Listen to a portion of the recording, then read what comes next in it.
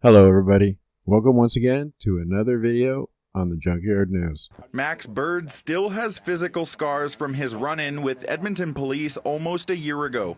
It's still weak, it's deformed like this, it wasn't like this before. This video was intended to inform and educate the public. And in today's video news story, we have an incident coming out of Canada. We have an announcement to make. That's right, those darn Canucks are at it again.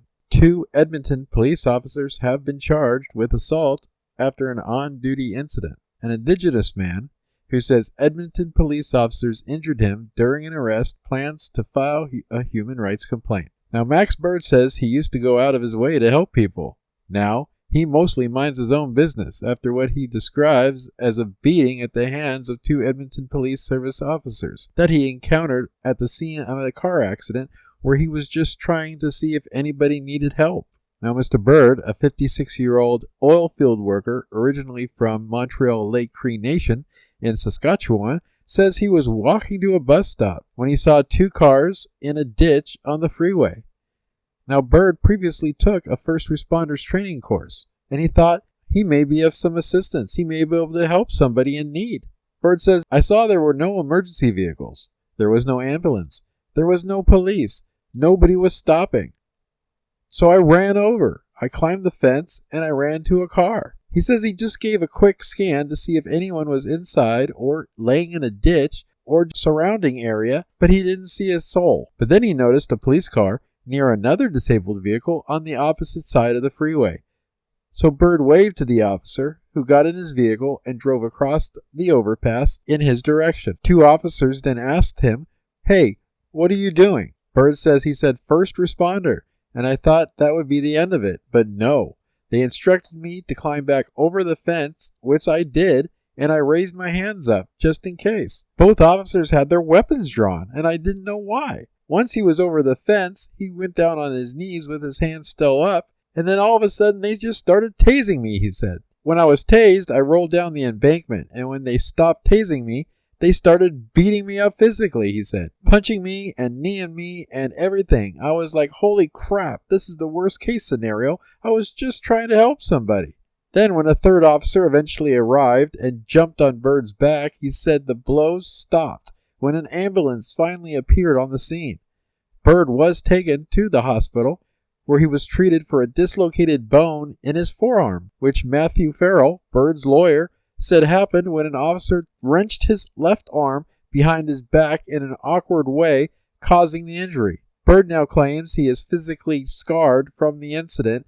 As you can see, his arm looks nothing like the other. Mr. Bird also claims that this experience has stunned him. Quoting Mr. Bird, he stated, I can't even begin to describe how rotten they were. No sense of decency. They didn't even apologize to me. They just stuck by their story that I was up to no good to the very end. Even after I explained everything to them, they still wouldn't listen to me. They tried to say I was sneaky, then tried to say I was drunk. They even tried to say I was doing drugs. Now, the arresting charge of Mr. Bird ended up being obstruction, but of course that was later dropped. But he no longer feels safe intervening when police might be involved. Bird was quoted as saying, I just know I'm tired of all this crap, he said. I'm just tired of being discriminated against. Now, Edmonton police did announce on Friday that 2 officers had been criminally charged in this incident. Constable David Castillo and Constable Ali Hamze both are facing counts of assault causing bodily harm. The investigation by EPS Professional Standards Branch began when Bird filed a complaint a few days after the incident. EPS forwarded the case to the Crown prosecutors in Calgary back in April, who recommended last month that both officers be charged. Among the evidence considered was the video of Bird's arrest from an EPS helicopter that was in the area. The attorney said Tuesday that he has viewed the video and found it quite disturbing. Bird's attorney also stated that based on Mr. Bird's allegation, this is a fairly clear-cut instance of the police acting inappropriately. And while Mr. Bird is relieved someone has been charged in this incident, he is still frustrated that the officer who jumped on his back avoided prosecution. Mr. Bird does say he intends to file a complaint with the Alberta Human Rights Commission, which can award damages if it finds an organization breached the Human Rights Act. Now, these two officers do still remain on the job, but are employed in a non-patrol and non-supervisory position, Edmonton police said. Now, there you have it. A man sees a possible accident on the freeway, no first responders around, fearing somebody might be in desperate need of help. He takes it upon himself to check, and what do the cops do? Without reason, without cause, they pummel the guy. Thank you again for tuning in to this episode of the Junkyard News. Here's a news video clip about this incident. Be careful, people. Be very careful out there. Because the next story we cover on this channel, it could be you in the next one. I realized the initial mistake that I made of just being at the wrong place at the wrong time. Max Bird still has physical scars from his run-in with Edmonton police almost a year ago. It's still weak. It's deformed like this. It wasn't like this before. He's putting his hands up. Video from the police helicopter obtained by Bird's lawyer shows the October 14th, 2023 arrest. Friday, two of the officers officially charged with assault. Bird says he was walking home from an area near Millwood's town center through Millbourne, the neighborhood he grew up in, when he saw what looked to him like a car accident, saying he went to help. I just naturally acted, and I thought I was helping, and I guess I didn't. Like I said, I just thought I was doing good, and it backfired. That's when police showed up. Bird says he complied with officers' orders, first jumping the fence towards police. And it looks like members are directing him to hop over the fence. I went back to the fence, I climbed over the fence, and waited for them. I had my hand, I even flapped like a bird, man, just so they could see me. According to Edmonton police, a confrontation led to Bird's arrest, one of the officers using a taser.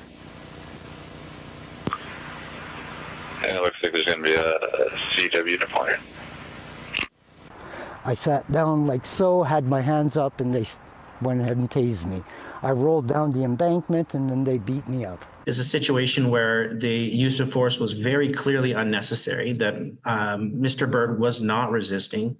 He was not being uncooperative. And it looks like he's resisting. Members have him on the ground. People don't climb over a fence towards the police and then get down on their knees voluntarily before being tased in situations where they're resisting arrest. An internal investigation of the incident was referred to Alberta Crown prosecutors, resulting in Constables David Castillo and Ali Hamza both being charged with assault causing bodily harm, while Castillo also faces assault with a weapon. The two are still employed by EPS, officials claiming not on any patrol or supervisory roles. An obstruction of justice charge against Bird was dropped.